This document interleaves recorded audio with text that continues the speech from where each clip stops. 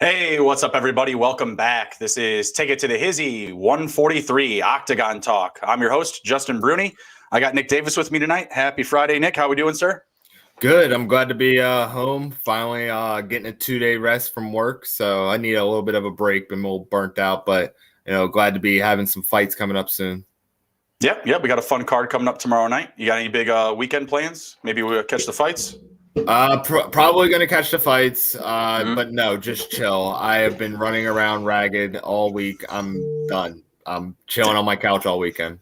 Yeah, I hear that, man. I'm getting ready to take a nice long road trip out to Illinois. I got to get up bright and early to jump on that. So not looking forward to the drive, but looking forward to seeing, family, friends. Don't get a lot of time off to head back out there.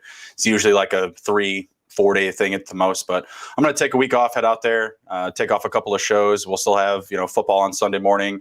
I want to be a guest on someone's show on Tuesday, so that'll be fun. But yeah, looking forward to the fights as well tomorrow night. Got a nice little card here, especially at the lightweight division. I guess we can just jump into it here with the fight previews. We'll take it from the top here. Starting out, we're looking at Shane Burgos versus Edison Barboza. Who you got in this one? Just jump right in. I got not Barboza, Burgos. I like Burgos a lot. I mean, he's coming in 10-2. His last was a loss, but it was a decision. Other than that, he's pretty much finished like 5 out of his last 7 fights. So I'm very impressed with him. So I'm going to take him in this for a finish too. Oh, okay. Any particular round? Let me see. I'm going to say round 2. He's done it in round 3 and round 1. I'm going to say round 2. He's going to pull it off. Okay, well, Burgos is the favorite at -142, but I'm actually going Edison Barboza. Burgos is he's coming in 2-3 on the 5 on in. Let's see, same thing actually for Barboza. So they're both in kind of similar places. Right now, I think Tapology has Barboza actually ahead 58 to 42%. 48% are going by decision. If Burgos is going to take it, they're saying 54% by decision. So a lot of people are, guessing that this one's going to go the distance. But I just like Barboza's striking power a lot more, and just his, ability to control the center of the octagon, and also just his opponents in general. I just feel, have an upper leg on what Burgos is typically accustomed to. Between the two, I mean, you mentioned it would go. You're saying it goes over 2 rounds? No, I'm gonna say it's done in the second round. It's on the second round. Okay, so they put the 2.5 for the over/under for the roundage. Over is paying -149. The under is at +144. So you're saying it's going to go over the 2.5 or under the 2.5? Under the 2.5. Okay. I mean, he was Barboza was actually kind of like on the hot track to the top. I mean, he beat Ferguson. This is back when they were on the Ultimate Fighter by a Darcy choke, and then he won his first 3 coming in, finished Arush with a flying knee, and then lost to Khabib, Kevin Lee. It was a doctor stoppage. That's a bummer. But won against Dan Hooker with a body punch in round 3. Then lost to Gaethje, Felder, and Ige. I mean, he's sliding pretty hard. He's kind of on his downslope, so that's why I say he's going to lose in the second round. Yeah, I really just don't hate those fights. He's losing most of or all of these last ones by decision, right? He hasn't lost by like a knockout or TKO since Gaethje, and that was in 2019. And that's what I say. Like, I feel like his opponents, he's just iron sharpening iron, right? Like the guys that he's been going against have kept him, really well prepared for, a guy like Shane Burgos. Like losses to Khabib, Gaethje, yeah, they're losses, even to Paul Felder.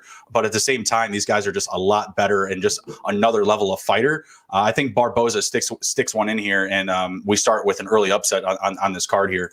But let's jump into some of the props. I mean, maybe the numbers are a little bit more telling to us here. For the monkey knife fight props, we're looking at a lot of strikes. So Shane Burgos at 76.5 SIG strikes, Edison Barboza at 49.5.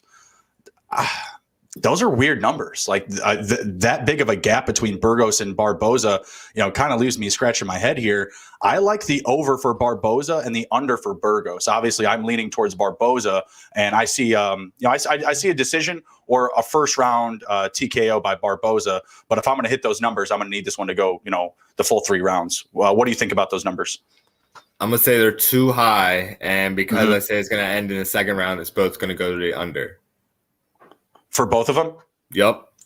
Okay. I mean, I could see that if it's going to finish early. But like I said, I'm going to go the distance here. I'm going to take Barboza with the points over the 2.5. So I'll take the under for Burgos at 76.5 and the over for Edison Barboza. He's just a guy I feel like that can really just stand in the middle and just go toe to toe with you, striking, that is, right. And I think that's why those numbers are so high. I think they have the highest totals of anyone on the card. They have higher totals than Oliveira and Chandler, and they're in a 5-round fight. So, we're expecting fireworks here. Can Burgos finish them in the first round? No, I don't see that happening. I feel like that would really set back Barboza, and I think he kind of knows, he's kind of on a slide right now. But, if he gets finished in the first round, that's kind of really poor on his end. I don't see it happening in this first round. But the second round, I that's open for business. Well, Burgos is coming in with a loss. Barboza is coming in with a win up against Amir Khani, and Burgos is coming in with a loss up against Josh Emmett. So, but he also beat Amir Khani as well a couple of fights ago in 2019. I think it's going to be a close fight, and a lot of these, I mean, that's why it's set up to be a really good card. We're seeing quite a few coin flips here, but early on, I'm going with the upset. I think Barboza is going to stick one into bettor's eyes here and really make us pay for clicking all the favorites. But let's go into the rest of the props of this fight here. Where are we at? So let's see. To start round 3, we're at -200. I do like those odds. Like I said, I was saying we're going to go the distance here. To start round 2, Nick, we're at -450. How confident are you to lay the first round TKO either way? It's +325. That's a good chunk of change. I'm going to say the fight does start. I would, I would try and parlay that with something. Okay. I mean, the value is just not there. What I was really excited about is. Fighter wins inside the distance. Burgos +285. That's awesome. And then Shane Burgos by a second round TKO is +1200. That's something I would definitely put $5 on. I like that. Let's see. I'm looking at the method in the round. They've got Burgos by points +175, Barboza by points +250. Are you interested in getting in anything deeper than that? Barboza is the next favorite at round 1 TKO +800. Burgos is after that at +1,000 for a first round TKO. Anything special that you see here on this list? Burgos in round 1 +1,000. That's awesome. And then Shane Burgos in round 2 TKO +1,200. Man, Burgos is going to have to lay one early. That's going to hurt Barboza. I mean, Burgos, he has those strong overhands, but he just doesn't play enough defense for me. What is it? 5.81 strikes on average allowed per minute.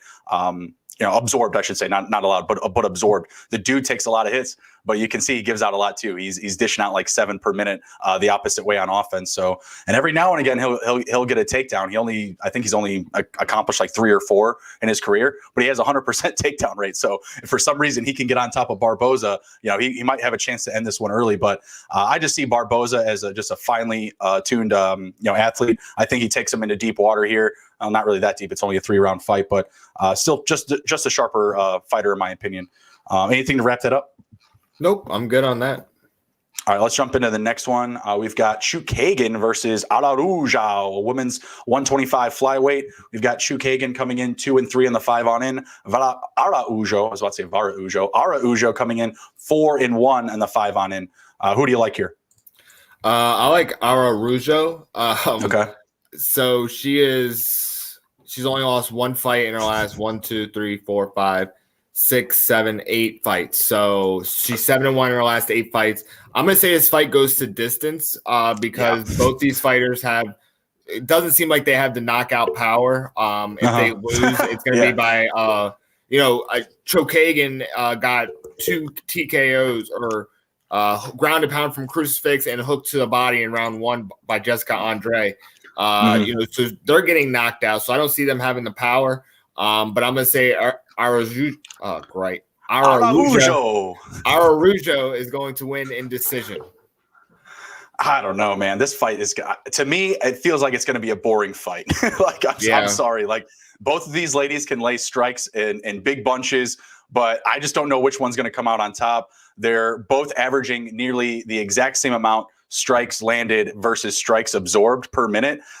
Very similar striking offense and defense. Like, to me, the numbers and the tape just don't really speak to me in this fight. I like Chookagian, kind of similar to Barboza in the sense that the fighters that she's been running up against are just better athletes. They're more finely tuned UFC fighters. They're ahead in the rankings. I feel like Chookagian has the experience to take this one, but it's going to be a boring fight. And with these boring fights, you never really know what you're going to get. Neither one of them really tries to land a lot of submissions. So I do see this one just being a points match, like who's going to take down the most strikes at the end of this fight. Let's see if the props have anything that will show us or push us into one direction. Get back to the top here. We're looking at Chookagian 54 and a half sig strikes. Araujo 37.5. Wow. Which direction are you going here? I think it's going to be opposite. I think Chookagian's going to be under, and Araujo is going to be over. I mean, the disparity is kind of bad.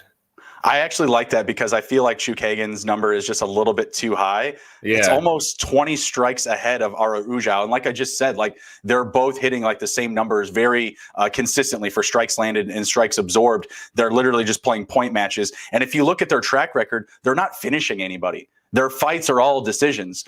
It's a very close one as far as the sports books are giving us, as far as odds are. So Araujo is a slight dog at plus 116, and Chookagian's at that slight favorite minus 141.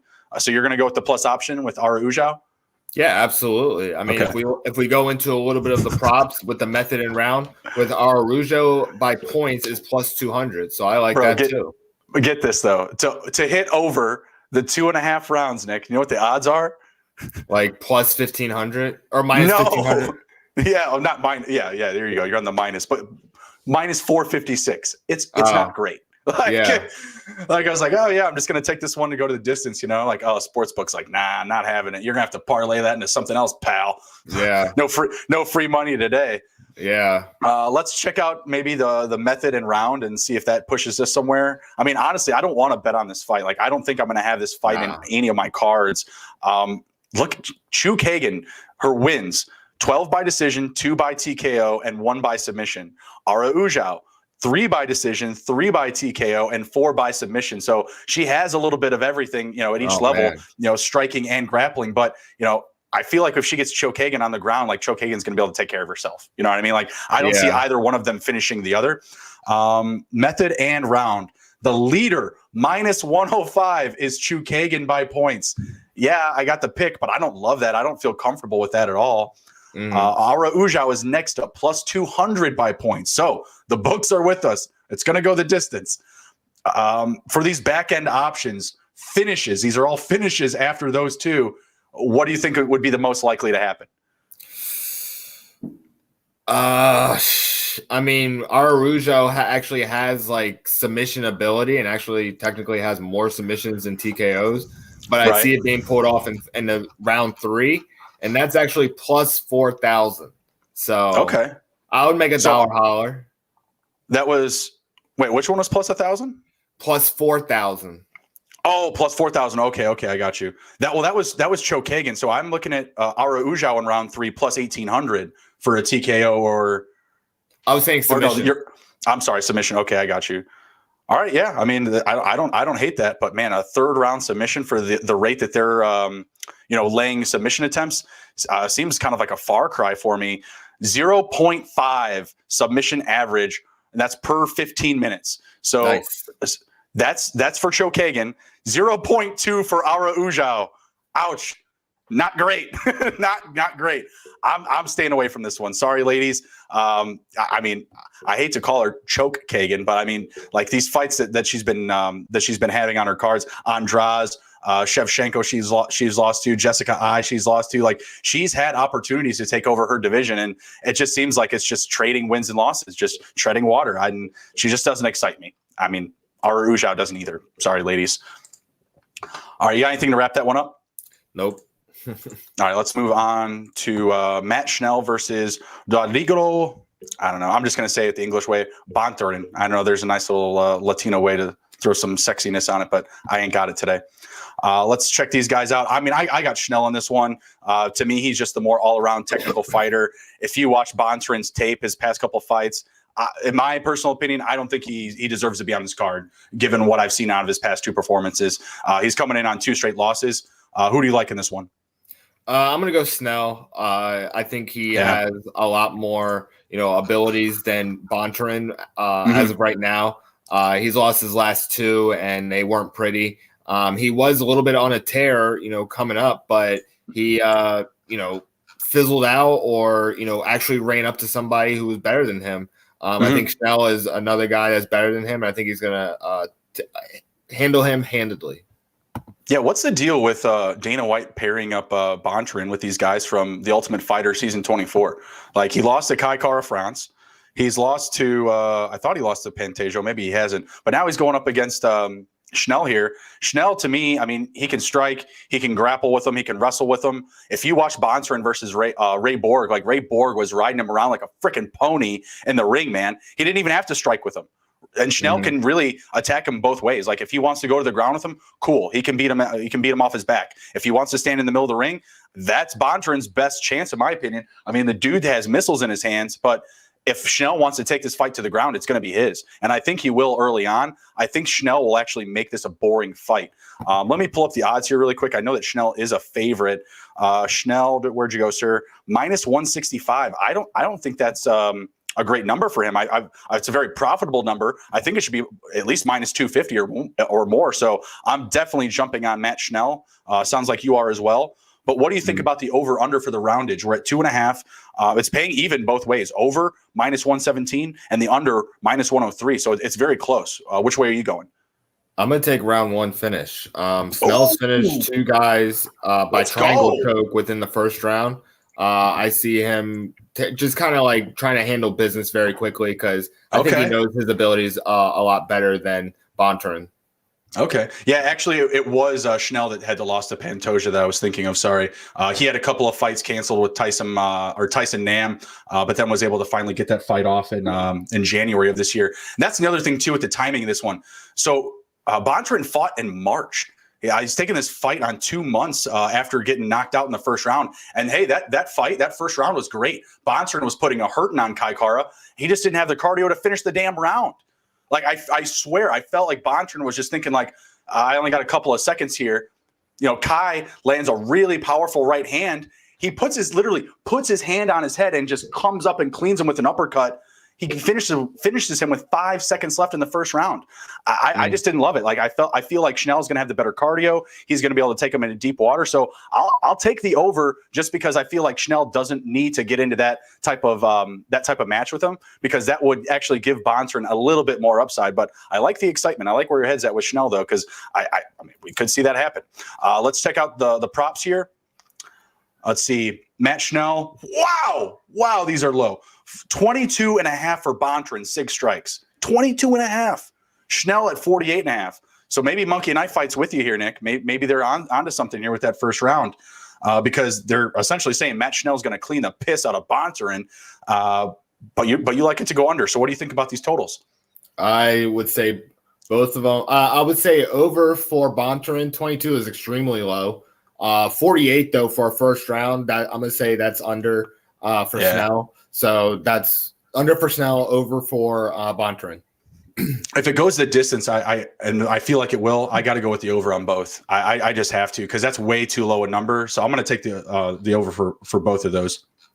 Let's jump into just the props of the actual match itself and see here. Where did you go? For down here for the fight to start round 2, yes is minus 325 and no is plus 250. I'm taking the no on that. Well, you're taking the no, but I'm taking the yeah, baby. I'm gonna pair that with a Schnell win. That'll get me something nice for Christmas. Let's see what else we got. I mean, I don't hate that. I mean, if you're really in on it, like I don't like Bontarin. It sounds like you don't like him a little bit more. So if you guys are, if you watchers are on that, I mean, you might want to jump on to a plus 250 to not start round 2. Let's see. Method and round, Schnell by points, plus 170. Bontarin by points, plus 350. So the books like it to go the distance. What of these back-end options? Well, I guess I already know. Matt Schnell in the first round, TKO, plus 1,000. Submission, 1,800. Oh, okay. He's going to submit him. Yeah. All right. Okay. Let me see. When was the last time Schnell had a triangle choke up against Espinoza? Okay. Man, he had back-to-back triangle chokes, actually. Exactly. With Luis Smolka. Man, I don't know. I feel like Schnell could finish him just because Bontarin just loves to get in those scraps. Like he also absorbs a lot of punches, a lot of strikes. But I don't think that's the way that Schnell wants to beat him. I think he's going to want to be a little bit more technical because you're just giving Bontarin a little bit more upside if you stand and strike with him. So I feel like Schnell will kind of we'll bail on that strategy. And like I said, I just don't think that this is a main event type of fight. Like I think this should be on the undercard, but I could be wrong. We could see some fireworks here. All right, let's move on to the next two, which is going to be a pretty big talking point here of the show in the lightweight division. We've got back-to-back lightweight fights. We've got Ferguson and Dariush, and then Chandler and Oliveira in the main event. So obviously we're going to start with Ferguson, Fergie versus Beneil Dariush. Who do you like in this one, Nick? I know you wrote the article for Fergie. I'll let you kind of plant that flag here. Yeah, absolutely. So I got Ferguson. He's my underdog of the night. I really don't like how the bookies have been really discounting, that he's been going up against the top talent in the lightweight division. Dariush has won against the 13th ranked, the 31st, the 22nd, the 74th, the 14th, and 16th. These are all rankings from Topology, and that's a very bad resume to go up against Ferguson. Great. Yeah, and the thing is, someone said on Facebook to me on my article is that Ferguson's just gonna be a top 15 gatekeeper. And I could not argue that. I can see how it seems that way. But if you look deeply into the records, that is a terrible record to go against Tony Ferguson, who, really took it to Gaethje. And then who else? Oh, hell yeah. And Oliveira. Oliveira. It wasn't like those fights were overwhelmingly in the other guy's favor. And I'm not happy with it, but if they're going to give me the plus option on Tony Ferguson against a guy who hasn't really, to me, proven himself to actually deserve to be going against a top 5 guy, I'm taking Ferguson in this. Yeah, and to note that Ferguson was actually the favorite on the opening line. That line has moved him all the way to the plus option. So right now we have him at plus 146 and Dariush at minus 181. I am hammering Tony Ferguson for all the points that you just mentioned. The talent is there. Ferguson, I think the only argument against him, that at least that I'm hearing consistently, is his age. And his style is not going to meet Dariush's, who is younger, a little bit more athletic. He's only 5 years younger. He's still 32. As far as the prime of his life physically, yeah, he's right there. But like you said, Tony Ferguson has been fighting killers. Oliveira almost ripped his arm off. Literally, I think it was either the end of the first round or end of the second. He got him into an arm bar. And before he could even finish it, he wrapped his leg under his shoulder. I swear to God, he's going to rip it out. And Ferguson still stood in and would not tap. He was going to make him rip his arm out of his shoulder, literally Bucky style from Marvel or something like that. Oh, I thought I lost you for a second. I didn't see your face. You're good. So yeah, I'm taking Ferguson in this one. This will be the fight of the night. This fight. These guys will strike with each other. They're going to go to the ground. They're going to wrestle with each other. Oliveira, not one of the best submission artists in the UFC, couldn't make Ferguson tap. Mind you, if he had 30 more seconds or even 10 more seconds, he probably would have.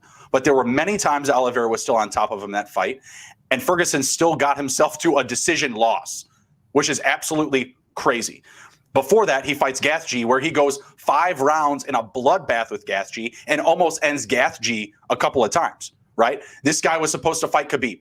Khabib got pulled because he couldn't make weight. He had like I think there was like a fasting issue or something like that. There was an issue for the fight where it got canceled, right? Then he gets the Gaethje fight canceled. I'm pretty sure like Disney themselves, like the god of Disney, stepped in and said, "Hey, this fight's not happening." Or on COVID or whatever. Like they canceled the fight. Obviously, the fight wound up happening. Was it in May of 2020? Whatever. He loses that fight, but that was a beautiful, beautiful fight, and Ferguson had plenty of times to finish it. This guy is getting disrespected, and at age 37, like you get to like your tipping point, your boiling point. He wants the title. Oliveira had to wait 10 years to get it. He's getting a shot ahead of Ferguson, and Ferguson is still, if not one of the most, if not the most decorated fighter in this division, right behind Khabib Nurmagomedov. You know what I mean? Yeah. I just don't see it. I mean, Dariush, I feel like we're not giving enough credit. The guys that he's beat, Diego Ferreira, he's beat him twice, right? Like, great win and everything, but you went to decision up against a guy that you already beat, like in whatever it was, UFC 179, 180, whatever it was. The Camacho fight, great, awesome finisher. The overhand left up against close, great. But that's that's all the upside that I see from him is really heavy overhands. You don't think Ferguson can take a heavy overhand?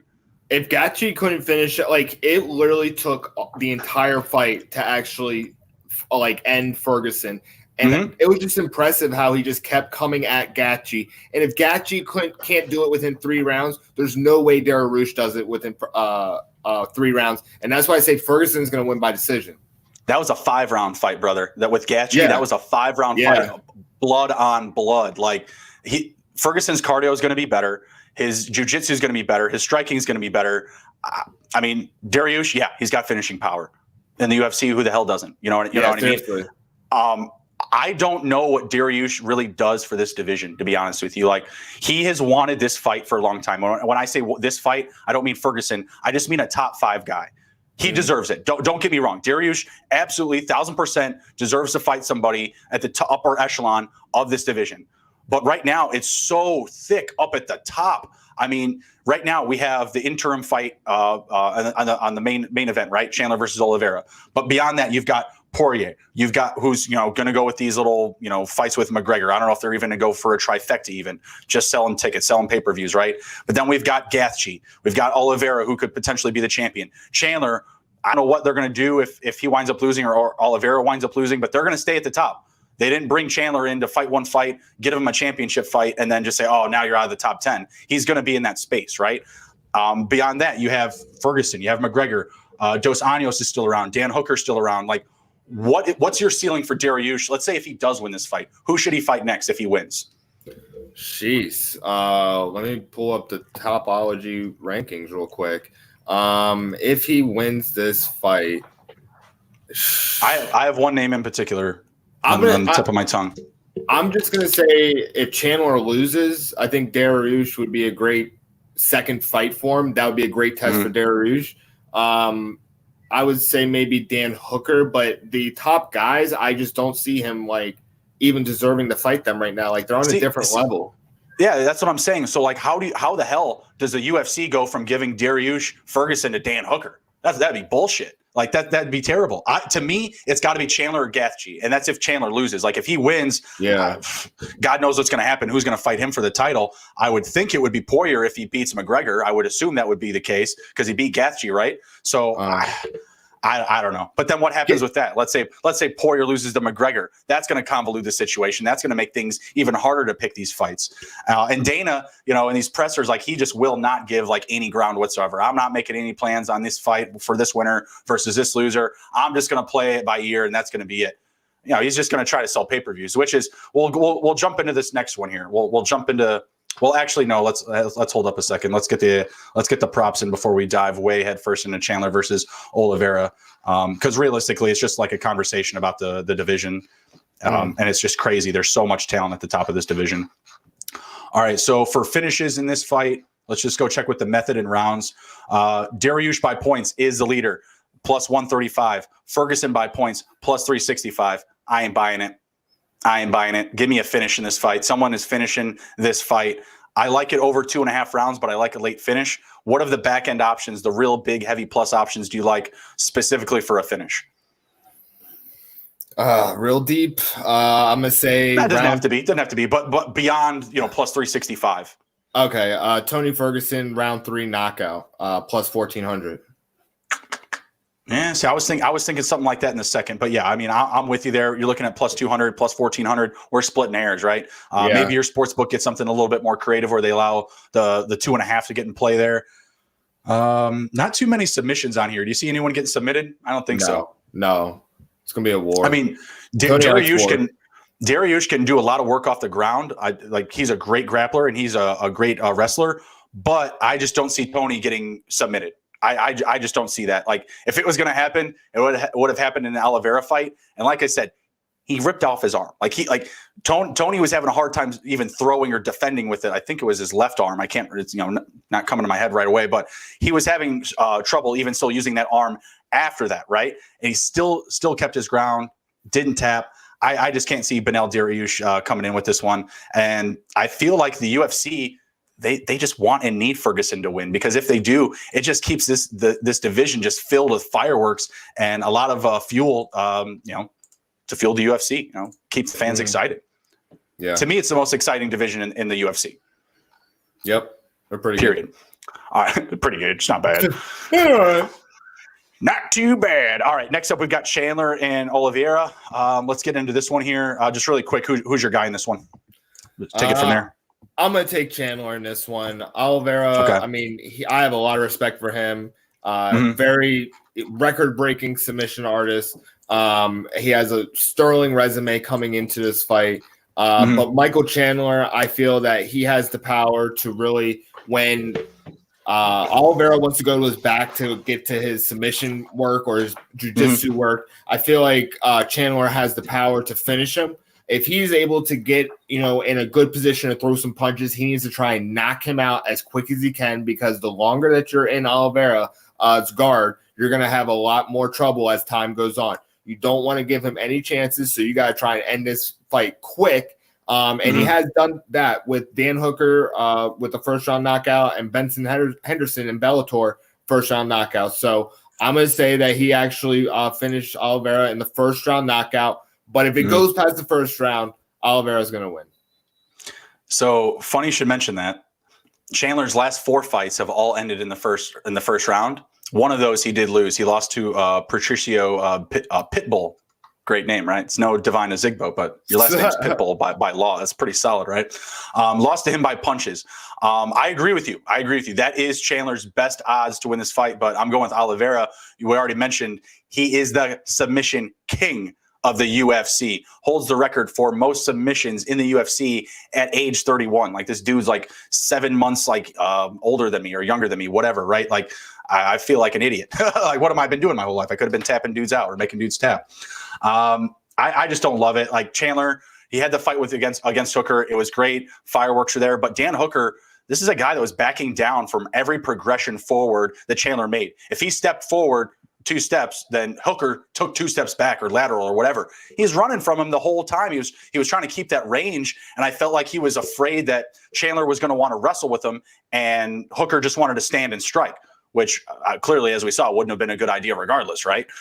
But at the same time, I don't see Oliveira stepping away. I see him stepping in and striking with him, and I just don't know what Chandler can do other than just a powerful overhand. That's it. Like, that's how he's going to need to finish this fight.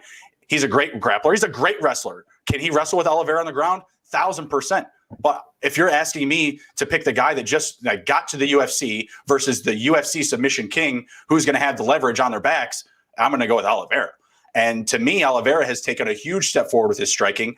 I do feel that he can end this one standing up, and I feel like I just want to see a good fight. And to me, it'll help us out a lot more picking future fights if we get more than 1 round of Michael fucking Chandler. Like, I want to see this guy go into deep water just so that we can actually see him, see what he can do. Because he's also at the ripe age of 35. I'm not saying he's over the hill. I mean, I get why the UFC wants to get this guy in a championship fight. I mean, look at the jawline on this guy. I mean, my goodness. I mean, I'd kill a goat for that throat. My God.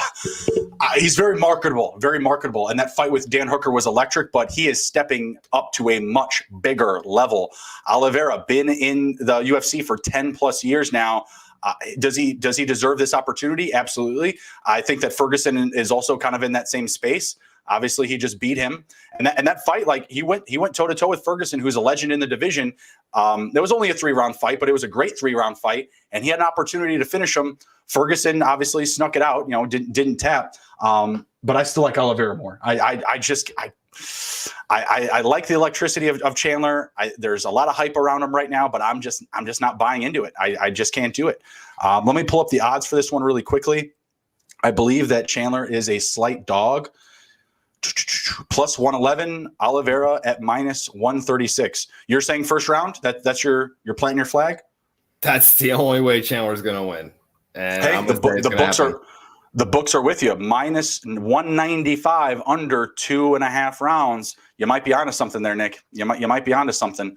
I just think Oliveira has better cardio. Like he's going to be able to go into deeper water, and maybe Chandler is well built for the 5th round, but we haven't seen it. I don't see it. You don't see him going. His build. You don't see him going 5 rounds. Yeah, I cannot see him going 5 rounds. I mean, even with McGregor, like he's not even as big as Chandler is, and he struggles to go to the 5th round. And I'm going to say that Chandler does not want to go to the 5th round. That's not his style. His body's not built for it. Oliveira will literally put him in shark water if he gets into the 5th round.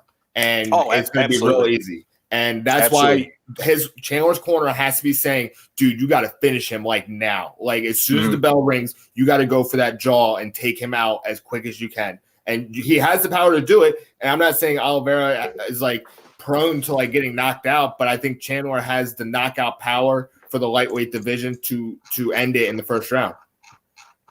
No, I agree with you. I mean, he absolutely has that power. I mean, just look at him. He's got the build. He's got the striking ability. It's just that his opponent is just that good, if not a little bit better still. And I think it just makes for great debate and great UFC conversation in general, just because they're coming from like not 2 completely different schools, but one guy's literally coming from the Bellator. He's like 4 minutes into the UFC. That's all he's got under his belt right now. So for a guy that's been there 10 years versus the guy that just showed up but came in just knocking in the door, I respect him a ton.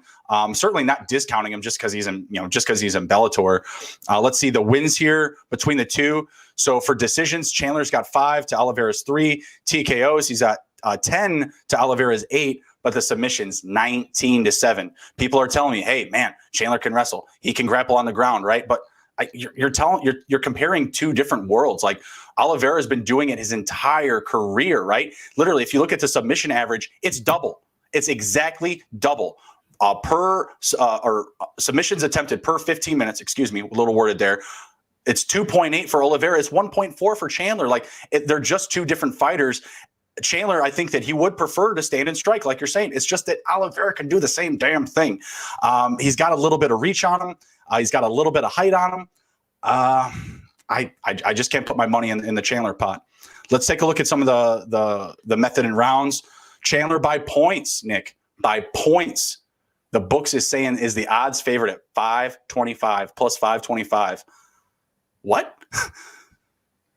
I can't imagine that. Like fantasy points? No, by points, by going the distance. They're saying at plus 525, Chandler is the odd favorite to win by a decision by points. No fucking way.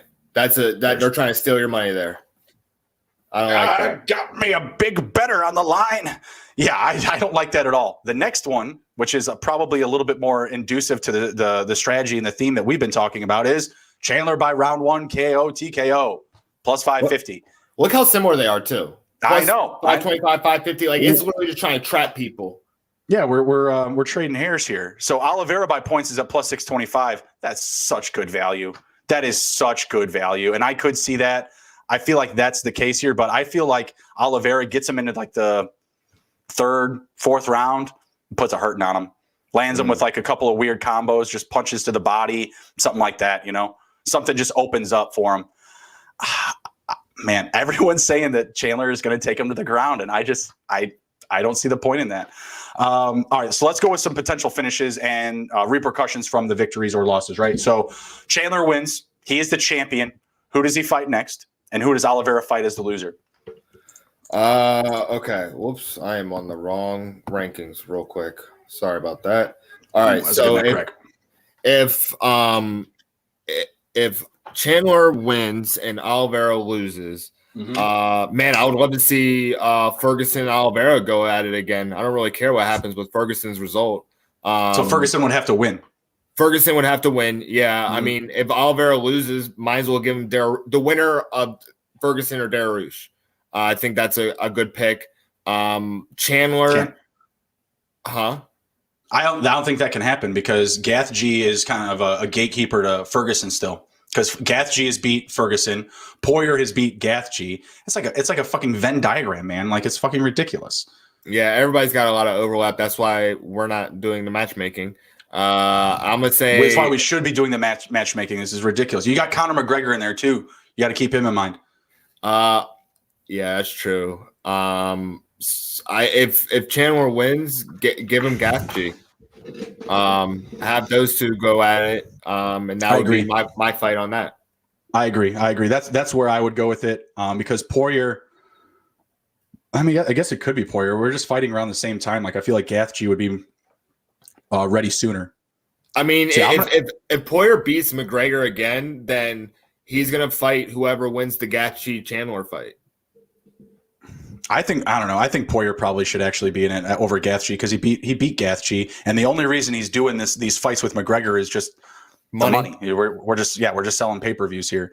It's still pissing me off a little bit, by the way. Like I just don't see why we need this third fight. Like I'm sorry.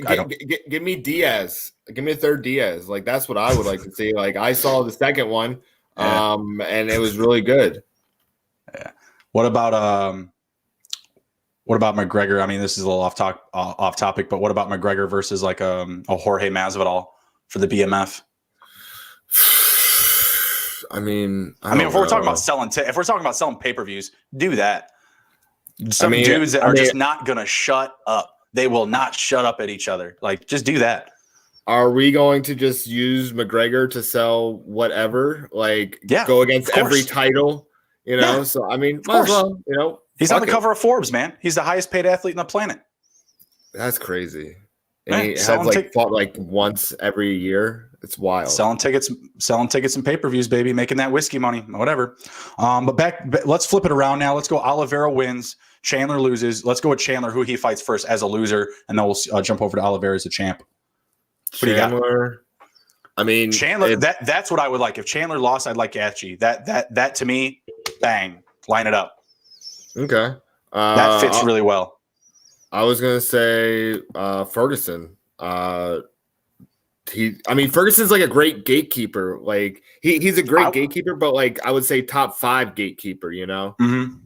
Oh, I would love Ferguson and Chandler. I just don't think that like Chandler's getting a huge opportunity, right? Dana's been using the theme of timing is everything. Like I must have heard that phrase like, I don't know, 8 times in the past 48 hours coming out of Dana White's mouth, trying to explain why the hell Michael Chandler is getting a title shot over a guy like Ferguson or a guy like over Poirier or Gath G, whatever. They can just wait. But what they want to do is they want to make that money, right? So I would say if Chandler loses, Gath G, I do like Ferguson as well. Maybe McGregor. Maybe McGregor. Makachev. Ooh, Islam Makachev. I mean, he's got to beat Thiago Moises, but he's way down in the rankings. That shouldn't be an issue. So, I mean, that would be a great, test for Islam. Mm-hmm. No, I think so. I think Islam's a killer. I think he should be up ahead of Dariush, ahead of Dan Hooker, ahead of Rafael Dos Anjos, ahead of Conor McGregor. That dude has a future in this division. That dude absolutely has a future in this division. Believe me, I wouldn't mind him fighting Tony Ferguson or Michael Chandler, to be honest with you. But that's just too big of a fall for how they've marketed Michael Chandler. Like if they're going to continue to kind of leverage his name and take advantage of him, coming over, even if he loses this next fight, like I mean, there no replay, no redo. That's for sure. But let's jump over to Oliveira. Let's say he wins. Does he just take on kind of like Poirier or Gath G, like we said?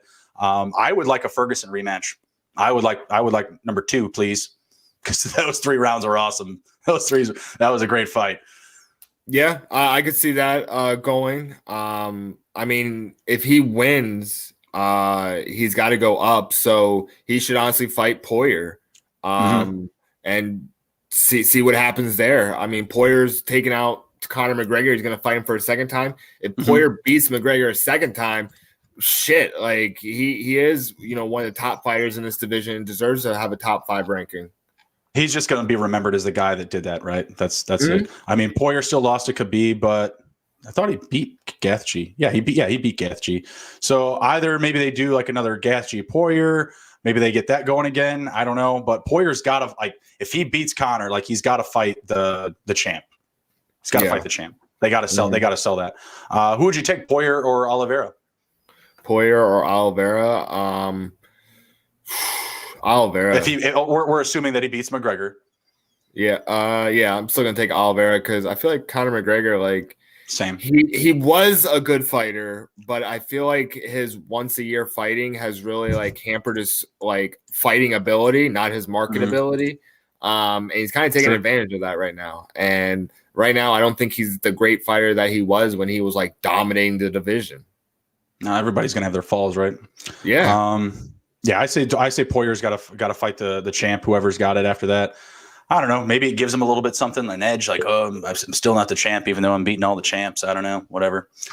All right. Well, let's close it down here. Let's take a quick look at UFC 263, and we'll head out for the night. Give some early picks for that. Let's see. Let's start with Nate Diaz and Leon Edwards. Who you got there? Give me the Diaz brother. Nate Diaz. I mean, it's kind of like I feel like they have been like training really hard together for that, and I think that he's gonna be really happy to have a main event and take it. I gotta go Leon. I mean, both Diaz's are just fucking punching bags, man. Like, they just take so many beatings. I would love to see Nate get his arm pulled up for sure. I would love to see him win. I just don't see it. Leon's a great fighter, very, very technical all around. Doesn't, take one in the face just because he wants to give you the finger. Yeah. Like, Nate Diaz is willing to take some liberties with his face. So I'm going to go with Leon. We got Adesanya and Vettori in the main event. What do you think? Adesanya with another title defense? Adesanya. There's no way. Yeah, exactly. Like a nice little Damian Maia versus Belal Muhammad. A little Damian Maia action. You like Damian Maia? I don't know the odds, but I don't know. I feel like Belal will be the favorite. What about Paul Craig versus an undefeated Jamal Hill? Jamal Hill. Okay. I think he came from the Contender Series, and I saw him fight there, and he was fucking dominant. Like he was really nasty. Yeah. All right, last one. Fiagarota versus Brandon Moreno. Figueroa or Figueredo. Whatever. Figs. Yeah. I don't know if that's a very like billable fight. Like Brandon Moreno, I feel like, I don't know. Off the top of my head, I'm not sure, but I feel like he's beaten him up a few times. I could be wrong. The flyweight division, since like I believe that was the division of Mighty Mouse. And man, like it's been boring as shit lately. Like I'd rather watch like the Bantams or the lightweights, anything besides the flyweight, because it's almost like they don't have enough like I'm not saying they can't knock each other out, but they move so fast, and like it's just kind of like a lot of times it feels like goes to decision, and even Mighty Mouse went to decision a fuck ton of times. So that division is just kind of boring to me. I mean, that UFC season 24, you got some Kai Kara France, you got Pantoja, you got Matt Schnell up in there, Tim Elliott. They're holding it down that season in the flyweight division, man. But they're all newcomers. Yeah, and Benavidez is still around. He's at number 4. That's how bad the division is. Like Joseph Benavidez is still number 4 in the division. Like, I don't know. Moreno, I think Moreno actually may have been in that season too. He wasn't he? I think so. Yeah, in season 24, I'm almost certain that he was. That's hilarious. Season 24, just dominating the flyweight class. I would like to see Askarov get a shot. Moreno's the number 1 guy according to UFC. I don't know if you have Tapology up, but I'd like to see Askarov get a shot, or maybe Pantoja get another shot. I don't really care. It's a boring division for me. Just find someone that can knock somebody out. That's a fun Ultimate Fighter season though. I like that one a lot. I like Matt Schnell. I like Kai Kara. So we'll see what we get out of Schnell here. Kai Kara already took care of business up against Bonsrin. So all right, cool. Well, we're gonna head out here. We're gonna be back. Nick and I will be back on Sunday for some football. But other than that, tell him, Nick. I know what you're gonna tell him. Tell him. Hold your doge. Hold your doge. We're climbing, baby. Payday. We're making climbs. It's gonna happen, guys. Just hold and just keep holding. Keep accumulating like you're a damn dragon. It'll be all right. Promise you. That's right. All right, everybody. Take care. Be good. If you can't be good at it. We'll see you. See you guys.